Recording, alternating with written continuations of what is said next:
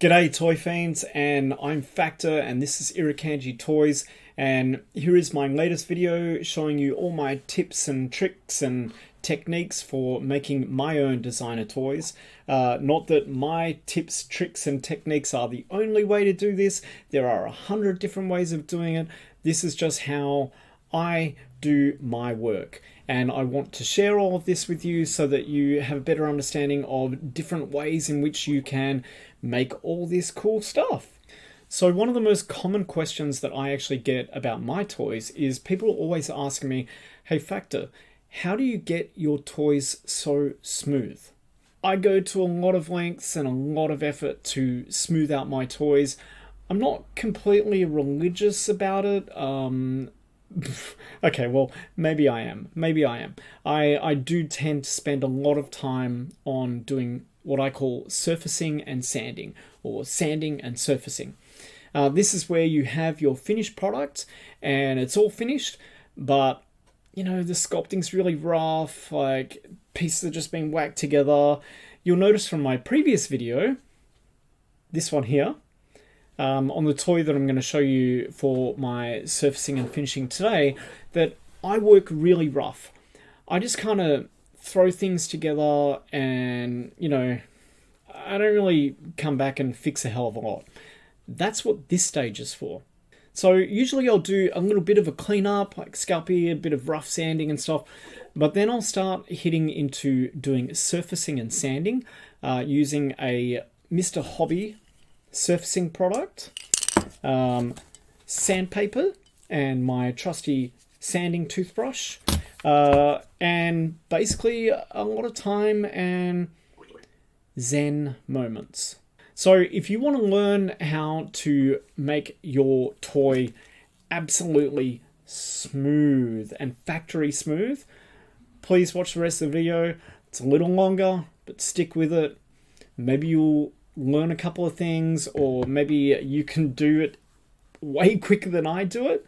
But regardless of which way or whatever, I really hope you enjoy this video. Okay, so as I mentioned, this is a fairly labor-intensive part of your toy build. Well, for me anyways. I can scratch build something, or I can sculpt something, or I can put it together really quite quickly, get the general shape and all that. But what takes the most time for me is actually doing the finishing and the cleanup. Like, I can get my ideas and stuff down and throw it all in and like get a general shape and all that kind of stuff. But really bringing it to that kind of quality piece and making it really stand out. And I mean, I'm a bit anal about it. You know, I don't want it to be rough. I want it to be pretty flawless. So I spend probably about 60% of my time in making any toy on doing this and on doing the finishing. You can see, like, I've just kind of really roughly sculpted this, and it's like, you know, it's really rough and stuff. There's bits in here that aren't filled. There's like, you know, so it's going to take a little while to do. So in order to actually do this and to get it to that finish, there's a few pieces of equipment and a few pieces of materials and stuff that you're actually going to need to use. All right. First up, you need sandpaper. Like, lots of sandpaper probably. So depending on what I'm doing, I'll go everything from a really like full-on low grit, like 80. Most of the work that I'll be working in will probably be around about the 320 or 240. This lets me sand things back, and you know, it's still a bit scritchy and stuff, but it lets me sand things back pretty effectively, but not lose too much of the detail. And that's one of the primary things about this. Like, you don't want to lose your detail when you're doing this. There will inevitably be some, because what we're actually going to be using for this is this. Okay, so this is Mr. Surfacer. Mr. Surfacer is my god. I mean, look, I would just be lost without it, to be really honest with you. It is an amazing material that basically lets you spray it on either with a can, or you can actually get this stuff here, and you can, you know, put this down and put in your airbrush. Really effective, much better than the can, because the can can kind of sometimes get dripping. But if you're in a hurry or you just want to do it quick, I just use the cans, okay? And you can see here, this grey, this is actually the Mr. Surfacer. Now, what's so really damn cool about this stuff is that when you spray it on, it'll put a heavy coat, but then it'll like seep in. It'll find all the gaps, it'll find all of the cracks, it'll find all the divots and all that kind of stuff. And this stuff will like level out and it'll go down into all those little bits and pieces, right? So you'll see when I start sanding this back, it'll be all patchy where the surfacer has actually come down into all the grooves and all that kind of thing, which is absolutely brilliant. If you want to get a smooth finish like this, you want to have something that's going to fill in all your gaps. When I first started this was Sculpey, right? And there were holes in that and all, you know, bits and pieces, but the surfacer really helped. Now, I will admit that this has been sanded probably down to about 10 layers, all right? This is not a quick process, but it is actually really quite a cathartic process. I actually kind of enjoy it in a weird way because you just kind of get into a zen zone of like doing these things and all that kind of stuff, right? So as I said, you can get it in the airbrush stuff. The surfacer, you can actually use this to kind of paint on. I don't really paint it on, it's a bit too thick. It takes forever to dry, but usually it's okay. So usually I'll just use the cans, and I'll always start with the Mr. Surfacer 500. The 500 is pretty much the main grit, like it's really coggy, and then I'll move up to 1000, then I'll move up to 1200. And these are used in combination with sandpaper. So I might use a 500 and then I'll sand this down to about 240. Then I'll do another thing of 500 and then I'll sand it down to like maybe 320. Then I'll do another 500 and then I'll sand it to like 400. Then I'll do another 500 and then I'll do 600. And when I get to about 600, then I move up a grade. I move up to the 1000, right? Then I'll do 1000 and I'll sand back to 800. Then I'll do 1000, then I might sand to 1000 or 1200. And then when I get to around 1200, then I move on to the 1200, and then I'm progressively going to 1500, and then 2000, 2000, right? So I go up. So this takes time, but the results are amazing, right? Now, because this is such a rough piece, I'm not just smoothing this out. I'm gonna have to go through and kind of fix up all these like little bits, the things that I've missed in the sculpting, like little stuff like that. I'll sand it back, but when I sand it back, there'll be gaps and all that kind of stuff. So this is where my other really handy tool comes in, and that is a little tiny piece of wood. Well, it's a skewer, right? Now, the important thing about this skewer is that you can use it to apply this. And please excuse all the paint all over it. I had a bit of an accident in the bag that it was in when I was traveling and kind of got... So this is Mr. Dissolved Putty. And what this is it's a liquid putty, right? And I'm really running out of this stuff, okay? So when I've sanded this piece back and I can see all the like little grooves and things like that, then I'll go through and I'll kind of apply, see? It's like this, like, you know, this gooey stuff. Oh, and it smells, you know. And I'll go through and I'll put that in all the little divots and all that kind of stuff. The thing about this stuff is that the thicker it is, the longer it will take to set. So I usually do this after a session, and I will put this on and then I'll leave it overnight until the next day, until I come back to the next session, and then it'll be hard. And this will actually like fill in all those pesky gaps and stuff. Sometimes I can use like a gel super glue to do that, but I find that this stuff, gel super glue has a tendency to crack and fall out and flake. But this stuff, it just sticks, and it works so well with the Mr. Surfacer, right? It's amazing stuff. Mr. Dissolved Putty, again, Mr. Hobby, God, they're so amazing, you know? And that's about it. Those are the materials that you need to clean it up. You can do everything that you need to do with all of these things, all right? Yes, there's a little bit of an expense involved. If you want to really save money, get an airbrush and use this stuff. You get great coverage. It kind of works a lot better because you get a much smoother kind of even coat than this stuff. This stuff can pull if you're not careful and you're spraying on too hard and all that kind of thing. But that's it. Oh, and the last thing that you're going to need, well, you know, you need your trusty water pan because you're sanding this down, and you always want to sand wet and dry. When you're making toys, don't sand with like just dry sandpaper. Use the wet. A, it'll actually like keep your sandpaper from dying and like wearing out so quickly. B, it will keep you from getting all the like dust and stuff around here. And C, you won't inhale the dust. And I don't know if epoxy sculpt and that is bad for you, but I mean, it's some kind of chemical doing that reaction, so I don't really take the chances. So that's it. That's all you're going to need. All right. So I'm going to go in and I'm going to start cleaning this thing up, and yeah, let's see how it goes. Okay, so first thing I'm going to do is the tail piece. Like you can see, this thing's just really, really rough, and that I'm going to take some 80. Now the 80 sandpaper is really savage. It's going to really tear into this and that, but for removing a whole bunch of bulk epoxy sculpt and really getting it down to a level surface, it's probably the best grit. And then I'll probably move to a 240 after that. So maybe I'll just do it like this.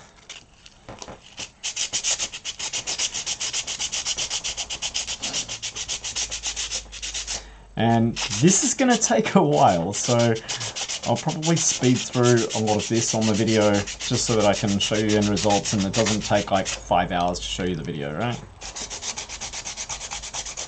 But on this first rate, you can already see. So see where the surfacer has gone down into these grooves here, right? This is pretty extreme. I might actually have to come back and putty some of this so that I can get it to a level surface. I'll try to sand it down as much as I possibly can, but you can already kind of see the effect of the Mr. Surfacer on this. It just finds all of these like little holes and gaps and stuff like that, and yeah, it's just brilliant stuff. Okay, so I'm just going to sand this down.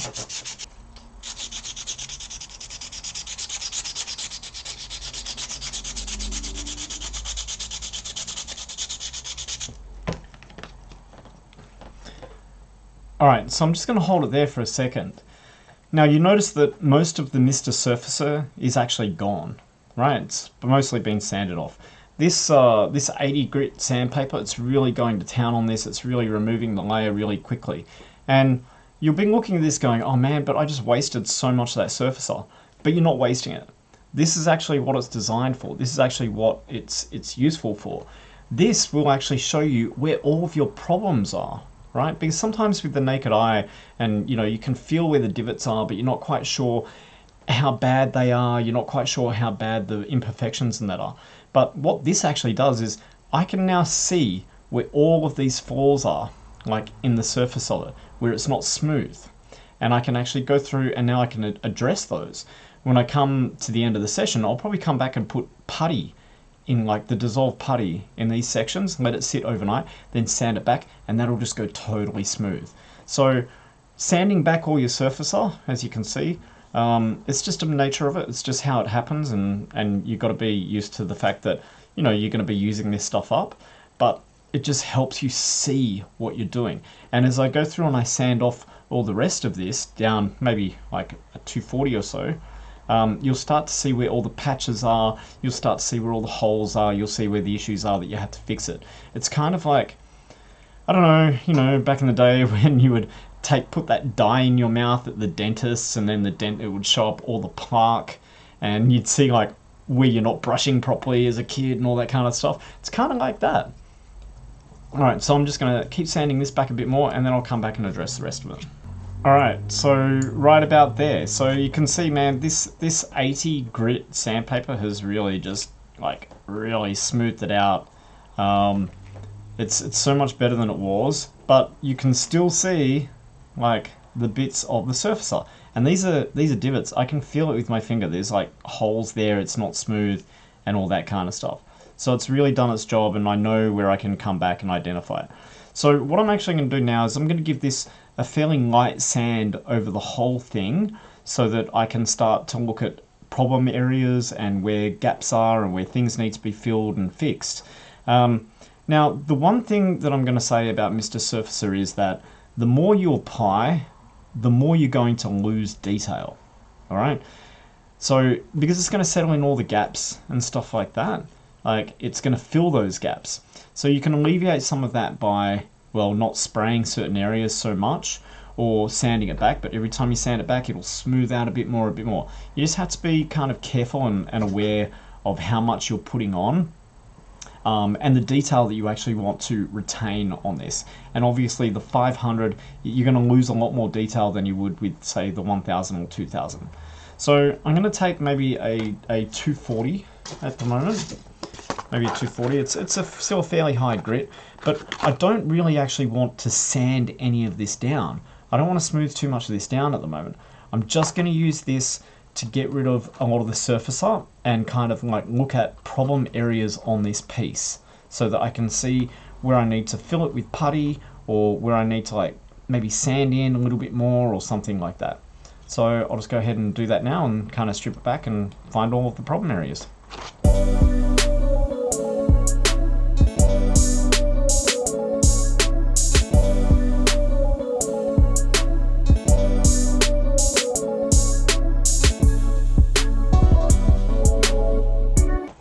So you notice every so often I'm coming through and washing it off. This is just to get rid of any of the stuff that I've actually like sanded off and just make things a bit clearer and stuff here.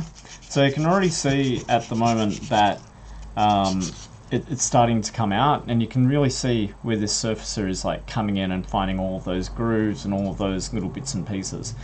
So yes, this is quite a labor intensive thing, but as I said, it's very zen, it's very cathartic, and you know, I can spend hours doing this. I do spend hours doing this.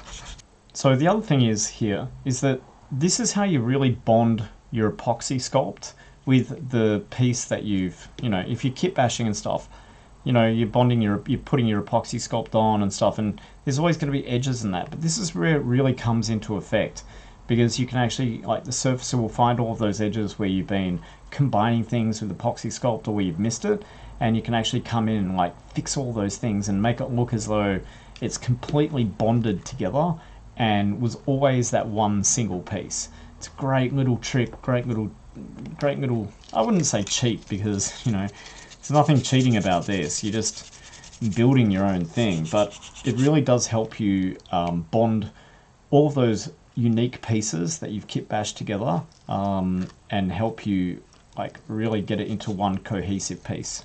Right, so I'm coming back to the 80 because there's a couple of bits here with like a lot of epoxy sculpt that I really want to just like smooth right down. You just got to kind of go back and forth and make a judgment call on what you really want to get rid of and what's just sanding away to look for those problem spots.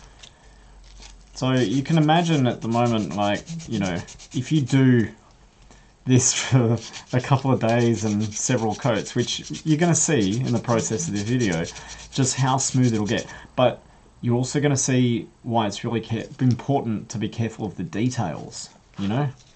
You don't want to lose all the details. Sometimes you just want to go really smooth, really smooth. But sometimes you just want to get it nice and clean and still maintain some of those cool little details that you've got on your piece.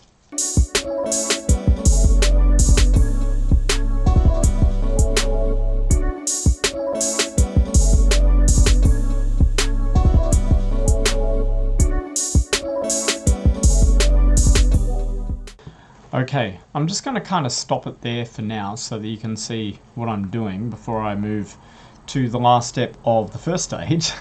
So you can see now I've kind of stripped it back with the sandpaper, and you can start to see where all the issues are. There's a join, there's a gap in there, there's like a gap there, there's like a divot in there which I need to fill, divot in there, yeah, like little divots and little like cracks and where the joins are between the epoxy sculpt and the original toy.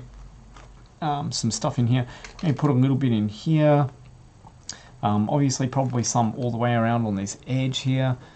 So what I'll do now is I'll probably sand it back just a little bit more, and then, as I said, I'll go and do the last stage of this first stage in cleaning up the toy.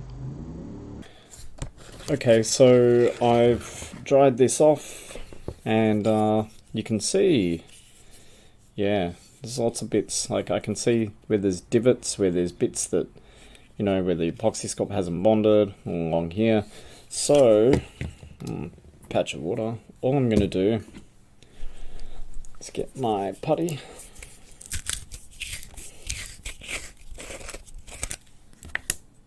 Oh, and that is not it.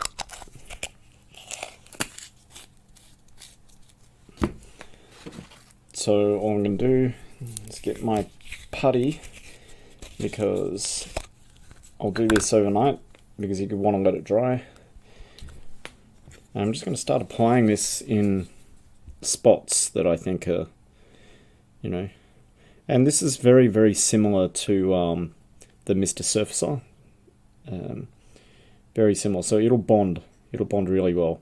And it'll actually kind of level out too. So you can see there's spots, right? And that'll just dry off. But what I'm going to do is I'm just going to seal these edges. I'm going to put this putty on the edges here. And when I sand that down, it'll just put a nice little bond in amongst those edges. And you won't see them as much when it's sanded down. Dries pretty hard.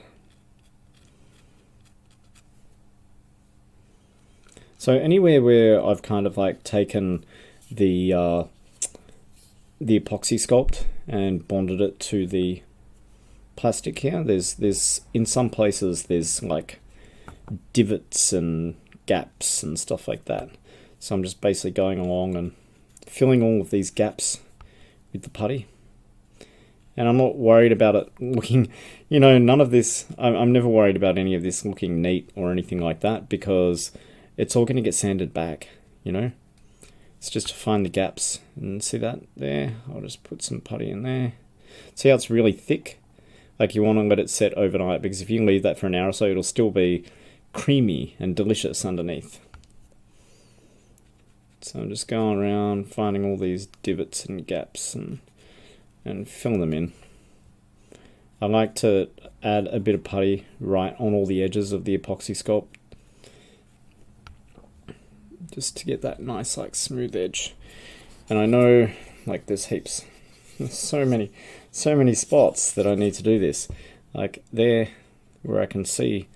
And a lot of the time I'm targeting areas where the Mr. Surfacer hasn't sanded off, because that's usually where a lot of the gaps are. So I'm just like getting all of those gaps and bits, right? And that'll fill them up. I can come back, sand them, and it'll just be nice and smooth and bonded. Like, I've done this in quite a few instances, right? So for example, on this piece here, so all around these edges, there would have been like, you know, a bit of the putty, like where I'm bonding this kind of stuff down. You see this like nice and smooth. It just brings it all together. This is like kind of like a little bit of a magic hour, you know. I don't know how to explain it. It just gives the finish this nice like, hey, I'm supposed to be here look.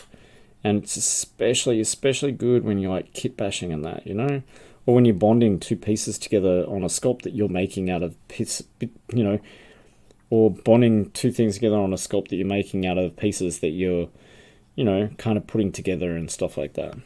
So I'll just go through this whole thing and just find all those little gaps and all those little bits, and, you know, and then I'll let it sit there and dry overnight. And the last step for this, after this, I will go and put another coat of 500 over it, and I'll do the whole process all over again. Basically, let's just run some over here because... And I mean, look, a lot of people won't even bother with doing this. They don't mind the rough and kind of, you know, aesthetic. They don't mind seeing the bonds. It's not so important. But for me, I am a little bit pedantic about this kind of thing.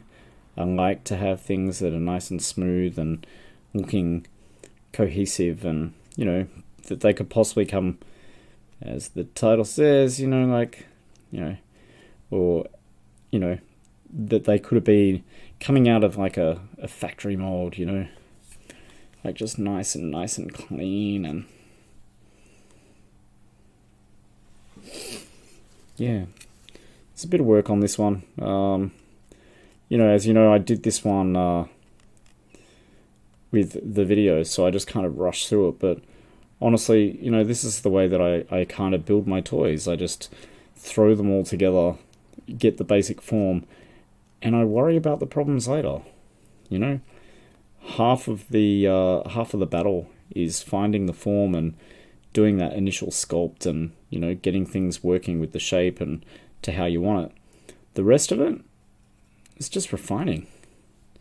You know, it's just going through and you know, cleaning up all the little bits and pieces. And look, as I said at the beginning of this video, this is going to take a while. Like, I can spend a couple of days doing this stuff, you know. Is it overkill? I don't know. I really don't. Maybe it is, maybe it's not. But the results speak for themselves, you know. It's just, it looks really nice and really sweet. And as I said, one of the most common questions I get is, Fletcher, how do you get your shit so smooth? How do you make it look like it's all kind of bonded together and was always one piece and all that kind of thing? And that's by doing this. And I've kind of like, I don't even know how I found this technique or how I did it. I've refined it myself over time. I learned a lot of stuff from looking at the way that Gundam modelers work, and how they, you know, and they're working with model kits and stuff like that. But a lot of the theory is the same. They won't do the whole, well, not always the whole layering approach, and that's kind of what I call this. Like, it's a layer smoothing approach, right? Where you're building layers and you're smoothing the layers back, and then you're building, and then you're smoothing it back, and then you're building, and then you're smoothing it back. And this is pretty much just the first stage for this. I will probably do this, as you'll see in the rest of the video, which I might, you know, fast forward through a little bit for you. I will actually go through and do this several times, you know, just to get the finish that I really, really want. And at the moment, I'm just bonding putty. See that I didn't even think about that bit there, but that needs putty in there. That needs some putty there. Don't have to be clean and exact with this stuff, you know. The clean appearance comes from just the work that you do in sanding it back and being careful of your details, you know. All of this surface stuff, yeah, doesn't matter, man. And there's a big gap there, so I'll put a bunch of putty in there. The good thing about like sandpaper is that it's an equalizer, you know. It'll bring things back. Remember, I ripped this thing off here.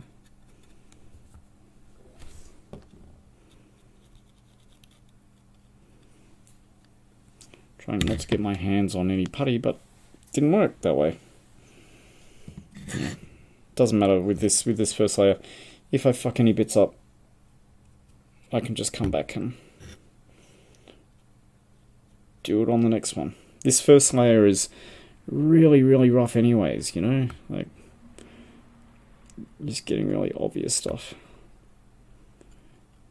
As I said, I don't know if the technical application of this or the process is correct, or if there's a way to make it more efficient, or if other people have other techniques that they swear by or anything like that, but this one has worked for me, and you know,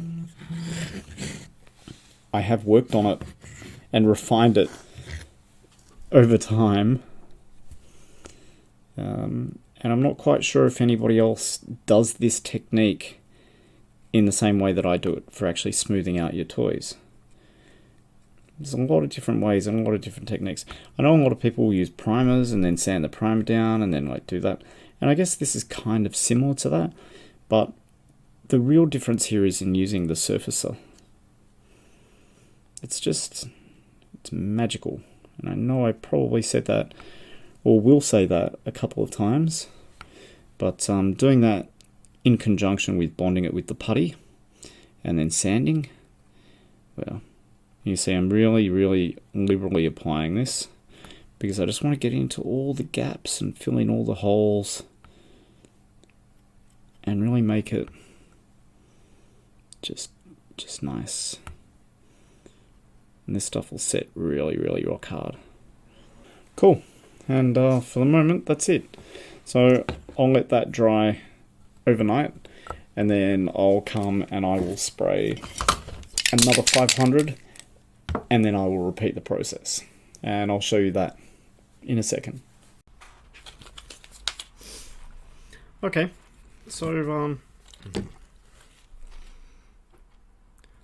so yeah, this is the second coat. So many blemishes, so many bits, but yeah, it's fine. It'll all sand off. So now I'm probably just going to stick with the 240 sandpaper. I don't need to pull it down with the really coarse stuff anymore. And I'll just start, yeah, sanding away at this and strip it back again.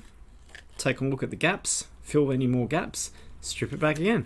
This is pretty much the whole process. And as I said, it might take a couple of days, bit of time. You got to wait for coats to dry, you got to wait for the putty to dry, and yeah, always just kind of have more than one project going on at the same time. I usually have a couple of toys that I'm working on so that I can just kind of swap between them and all that kind of thing.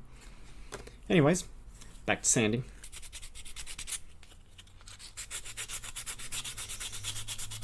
So you can see now it's like sanded down. It's just filled all those gaps, all those edges really nicely. It'll still take a couple more coats, but you know, a few more coats, but the effect is it's visible like really quickly, and it's also kind of filled in all little tiny gaps like from your more coarser sanding.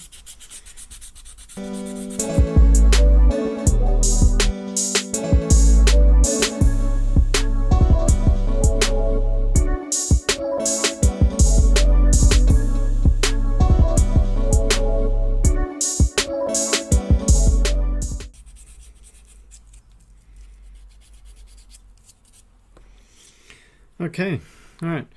You can start to see how these layers kind of build and how they start kind of meshing. Like, you know, you got Mr. Surfacer in here and putty, and it's just every time you come back and sand it back, it's just smoothing it out more and more and more. So I'll probably just spend a little more time on this one. And again, I'm not sanding it all the way down, right? Like, because there's still a lot of imperfections in this. So I just want to keep layering it and put another layer on and then another layer on, and slowly sand it back and slowly work out all those little imperfections and all the little tiny problems that it has.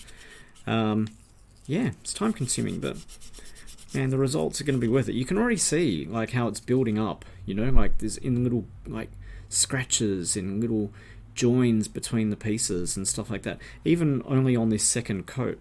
Like, you start seeing the Mr. Surfacer isn't completely disappearing when you're sanding it. That's because it's kind of bonding it and like staying deep in there. Cool.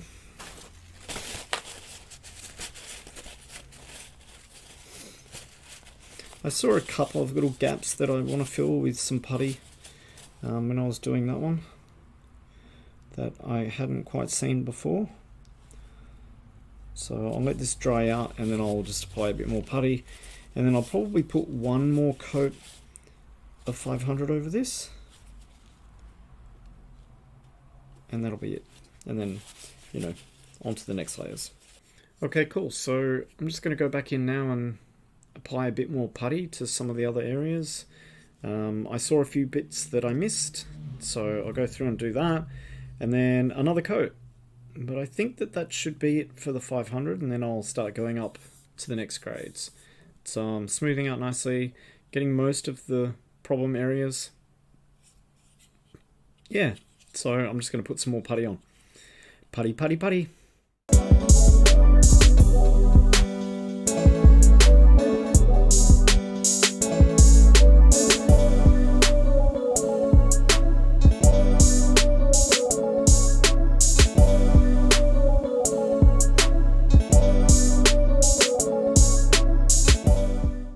Okay, here we go again. So I've sprayed yet another coat.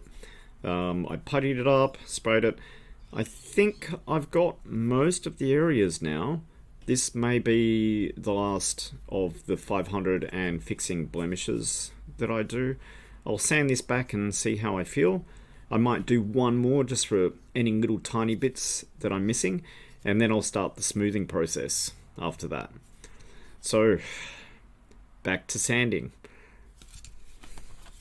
And you'll notice that I'm not using my toothbrush sander for this at the moment. When you're trying to get off, like, you know, putty and all that kind of stuff, it's not as effective. Most of the time I'll use my toothbrushes and that when I'm doing like smoothing and stuff. It really helps. So back to sanding.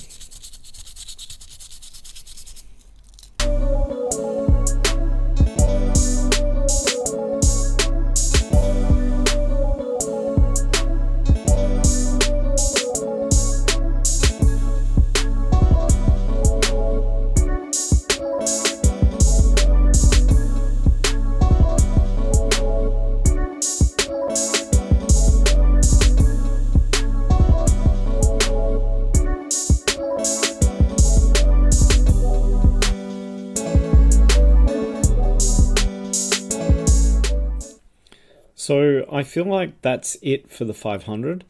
I'm going to go up to 1000 now, and I'm going to start actually just like sand polishing it. I feel like I've fixed everything that I can fix. There might still be a few areas that are a bit shitty, but to be honest with you, I've done the best that I can, and it's not supposed to be perfect. No toy is supposed to be perfect, especially handmade ones. I'm just going to go on with the polishing, and I'm going to get it done and finish it. I think I fixed up all of the major fuck up bits, and you know, this is really smooth, which I'm really happy about. Everything else is pretty clean. So yeah, I'm going to spray this now with a 1000, and then I'll come back when it's dried and I'll sand it back probably with a 6 or an 800, and then I'll continue on from there with another 1000 and then probably 1000, and I'll just slowly go up through the grades. Alright, so finally I've gotten rid of all the imperfections, everything's filled in, everything's good. So this is the 1000. You can see it's actually really smooth, like the 1000 is really great. So what I'm going to do now is I'm going to go for the toothbrush. So this is loaded with an 800. I'd probably go 600, but I'm going to kind of like, you know, shortcut this a little bit. The aim before was you strip it off and strip it back and get it really smooth. But the aim now is to kind of like polish this off. This will remove a bunch of this, but not as much as it was before. Okay? So what you're actually doing now is you're just smoothing it out. And this is more like your buff, right? Like you're buffing it out. You're making it nice and smooth. When you get to about like 2 more layers of this, it's not going to remove any of it. And you're just going to be buffing it and polishing it. Okay? So I'm just going to start with this, and I'm going to sand this down. And here we go. And it's not charged. So I have another one here. Oh, damn it.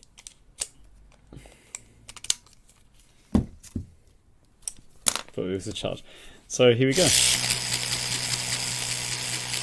So you can see it's taking it off a bit, but it's not going to take off as much as it did before. Right? This is more just smoothing it off and rounding it off.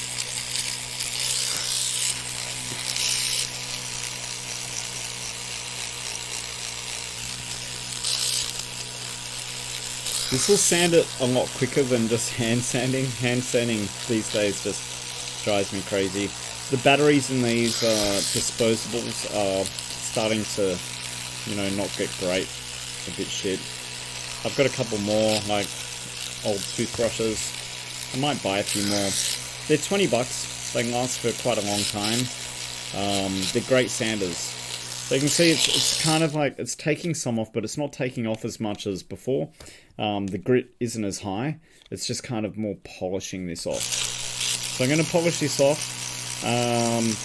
Then I'll probably do another layer of 1000 and maybe increase the grit of this to maybe 1000.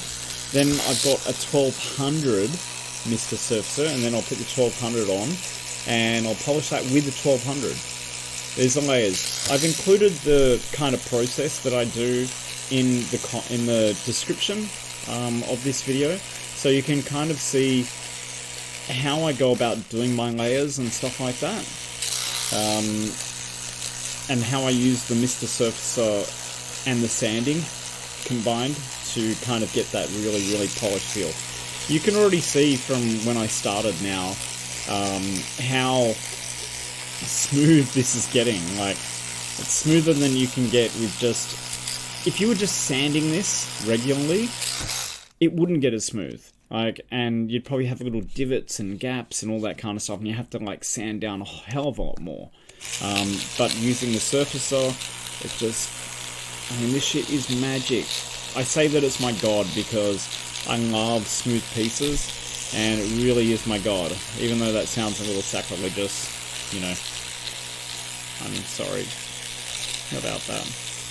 But when it comes to making toys, and if you want that smooth polish, yeah, there's nothing beating Mr. Surfacer. Like, if you just want that smooth shit.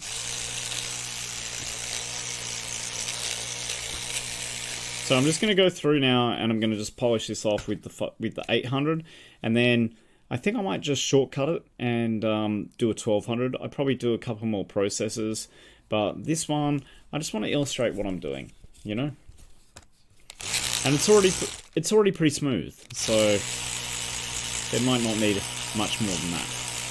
The good thing about using the toothbrush sander as well, and this stuff, if you let it overhang a bit, you can get into the gaps, and you can get into the gaps actually quite a lot better with this than hand sanding.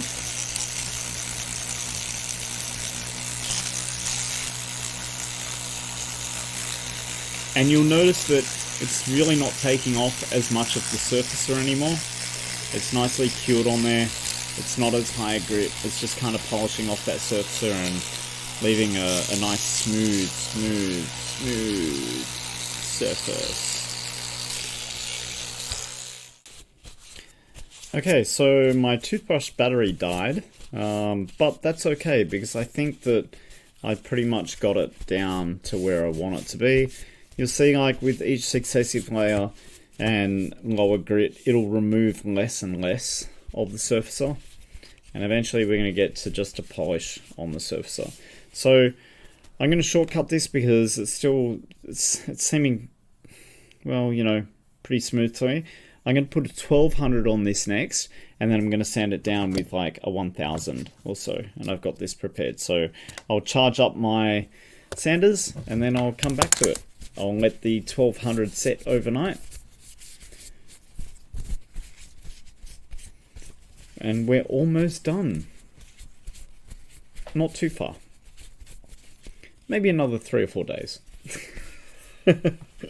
This shit takes a while, and it's okay because, you know, the end result is pretty worth it. Okay, so this is it with the 1200. Hasn't been sanded down yet. It's really, you can see the finish is starting to come up, like really smooth, really good. So anyways, what I'm gonna do is it's time to go for a much lower grit. I think that was an 800 from what I can recall. I'm just gonna jump straight to a 1200 here.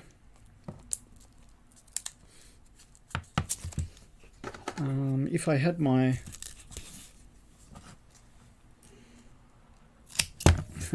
I don't seem to have my razor. My scalpey. Scalpey? I don't know. So I'm just going to stick that down, and I'm just going to use these scissors and cut it off. Once again, with the toothbrush, because doing the toothbrush polish at this stage is probably your best bet. It's the quickest, and it's oscillating, and it's not going around and around in circles. It's actually oscillating back and forth, so it'll just polish really nicely. So I'm going to do a 1200. I'm just going to run a 1200 across all of this. You can see how smooth this is now, except for the fucking divot. and then I'll do a 1200, and then I'll probably do one more surface, or maybe I'll just leave it. Maybe I don't need another surfacer. No matter what I'm sanding down now, it's not really going back to the sculpture or the model, so I might just go straight sandpaper from here on out. Alrighty, I've given it a once over with the 1200, and this is on a 1200 surfacer. Okay, so you can see now, I mean, man, I love it when it gets to this stage because it just starts getting so clean and so smooth and so nice and so polished. You can see how shiny this is at the moment, you know, under this. It's just, I love this technique. Sure, it takes a long time, but it's totally worth it in the end. So I'm not going to put any more surfacer on this. It's got a 1200 layer on it. Not much of it is coming away, which means that it's adhered and it's actually just polishing up. I'm just going to replace this, and I'm going to go up to 1500, and then the next one I'll do 2000, and I reckon I'll call it a day on that.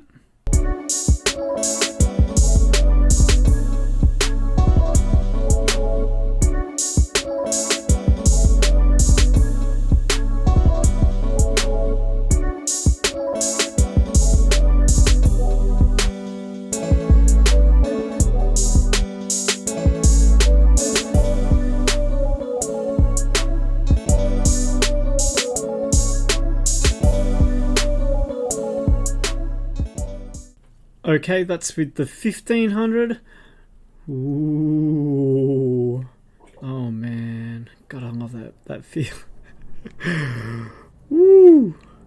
Honestly, a lot of people would just stop here because it's really, really good. But I'm going to come in and I'm just going to do like a hand finish, a hand sand with a 2000.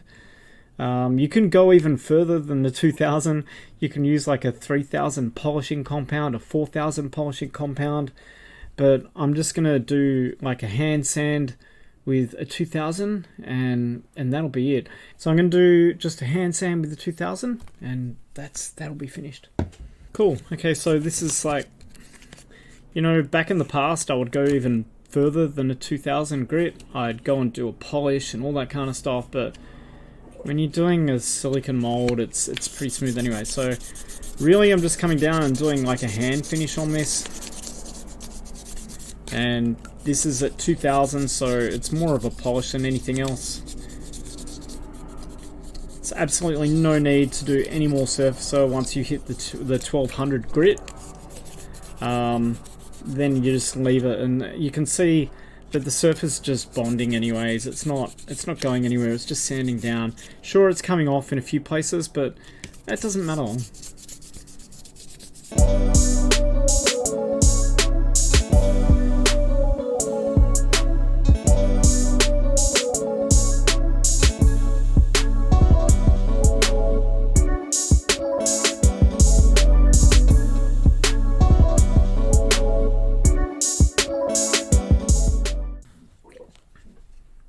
Alright, and that's it. I mean, yeah. I don't need to go anywhere past that. And you know, it's up to you. Some people stop at 1200, some people go to 15, some people stop earlier. Some people will go on and use polishing compounds and get it really, really clean. I mean, I could make this so much more shiny and so much more smooth than that if I went and used polishing compounds and that mist surfacer polishes, obviously. But honestly, this is usually about where I go to, and it's beautiful. It's like, oh. Yeah, I'm pretty happy. That's it. Finally finished. Well, that's the finished product. Shiny. I mean, it's shinier when it's wet. Now, there's a whole bunch of caveats that go along with this, okay? Firstly, this is only one technique for actually like smoothing out your toys and doing this. Everybody has a different way of doing it. Some people just like sanding. You know, it is what it is. Mr. Surfacer, this is just one product.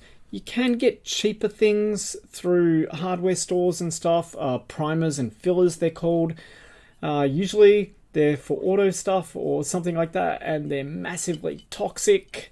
And I don't think that they really work as well as this.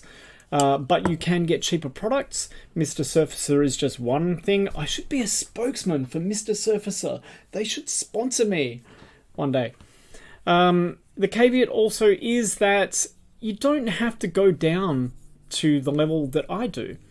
I go down to a 2000 grit. I like it to be nice and smooth. You can go further as well. You can go and start using polishing compounds and all that kind of stuff and get it even smoother. Doing this process does take a little bit of time. It is labor intensive, but it is also, it's mindfulness as well. For me, I'm not very good at meditating. I'm not very good at chilling out. Even when I'm watching a movie or TV or something like that, I'm always working on something and it's always on in the background. I find that my relaxation revolves around things like this, sanding. And I joke about it, but, you know, I always say to my friends, let's make sanding great again. To use that terrible fucking person's quote. But it's actually quite meditative. Once you get into the process and you're, you know, priming and surfacing and sanding, it's very zen, it's very cathartic, and it really helps me at the moment because we've been in lockdown again for weeks, and I've been trapped in Melbourne again, away from my family and all the people I love in another state, apart from my friends here. I love them too. Being in the studio and then having sanding projects to work on, it's actually really kind of helped. It does take a little bit of time, but nothing good ever came easy. Toys are the same thing, you know. The more effort you put into them, the more reward you get. But conversely, and by the same point, shit don't have to be perfect, dudes. Like, it doesn't have to be perfect. These are handmade toys. These are from your imagination. These are from your mind. These are your creation. They can be whatever the fuck they want to be, and they can be in whatever state you want them to be. My friend AJ was telling me about a group in Japan, and god damn it, I've forgotten what they're called. But they're just making these really rough, put together things, and that's their whole aesthetic. And I love that idea as well, you know? So there you go. That's how I make factory, and honestly, it is. It's factory quality smooth. It's not a 3D printed piece. With a 3D printed piece, it'd probably take a lot less time because you've already got this certain amount of smoothness. Well, you do need to smooth out and get rid of all the striations and stuff, and I will show you that on a 3D print at some stage so that you can see how quickly it goes rather than this. But this, if you spend the time on it and you do it, this is a factory quality smoothness. It's beautiful. It's, you know, I don't know. I just like it when I get to the end product. And I'm pretty happy with this. Like, I've been working on this one for a while. You guys saw me actually building it, and now you've seen it finished. So I'll probably do the next video on molding this and casting this, just so that I can do the whole life cycle of the toy. Anyways, I'm happy. So anyways, Toy Fiends, I hope you really enjoyed this video. Again, it's probably a longer one, as per usual for all my videos. Just a couple of things. If you enjoyed this video, please subscribe. I'd love to have more followers, and I'd love to have more people telling me what I'm fucking doing wrong, or what I'm doing right, or what you're doing. I really want to know what you're doing. You can follow me on Instagram, FACTER, Factor. And also, on another point, we are now doing live streams once a week on Monday nights, Australian Eastern Standard Time, AEST, at 8 p.m. All the guys that are in the previous video, which we did here, I don't know, I'll try a card thing here. All of us here in Melbourne who are all down in lockdown, we're doing live stream where we all get together and we work and we talk about toys, and sometimes we're going to have guests and all that kind of stuff. And it's really cool. And even though it won't be locked down forever, we'll keep doing it. We're only 2 episodes in, and I'd love for you to come and join us on the live stream. We're also on Twitch, and you can find the info in the link down below. So that's all I got for you on this video, and I will see you on the next video, Toy Fiends. Cheers.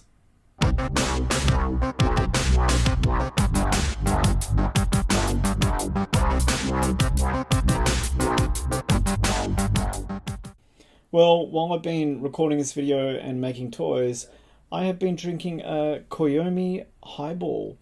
This is a shochu, Japanese shochu highball with yuzu and lime. 109 calories. It's kind of within my calorie budget, but now it's fucking over. It's all done. So, what else have I been drinking? Green bottle, bargain basement soju. This one's Chachul Surok. It's made out of both rice and apples. I kind of like this one. I'm not into the massively sweet flavoured sojus. It's just like lolly water to me. I don't like the sugar. This is still 19.3%, and it's a very neutral one.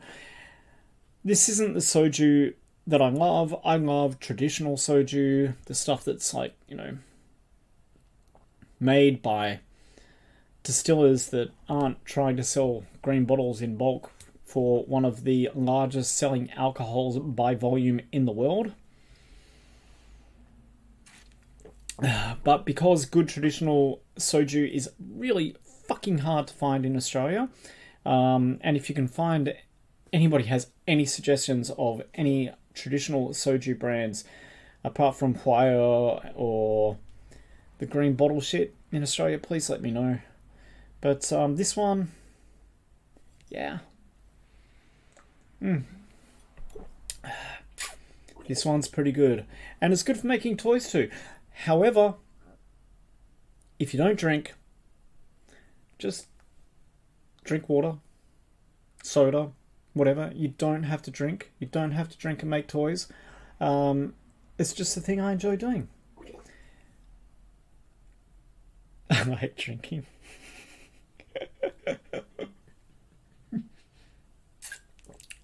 Cheers.